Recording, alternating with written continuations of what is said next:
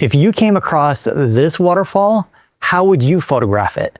Would you go horizontal like I did, or vertical? That one choice, horizontal or vertical, changes everything. And I'm going to show you exactly why one works better than the other. Now, I was driving through West Virginia with my wife when we saw a sign for this waterfall. So we pulled over, took a short walk, and found it, and it was spectacular. So I placed my Nikon Z8 on a tripod, dialed in my settings, and started photographing horizontally.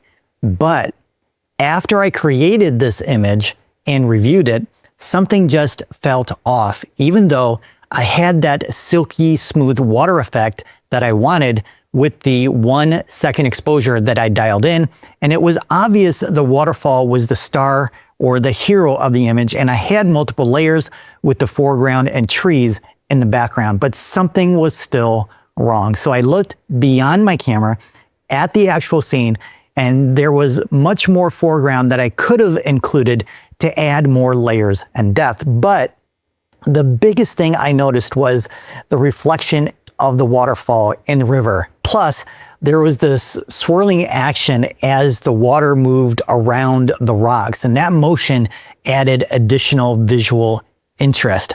And the reflection added some symmetry, not a lot, but enough to make the image more interesting instead of just cutting it off. So I switched to vertical, and that gave breathing room for all the foreground elements, and the image came alive. Now, with the reflection, the swirling water, the layered rocks, all of that leads your eye directly to the waterfall. So vertical works really well when you have a strong foreground interest and leading lines from the bottom up.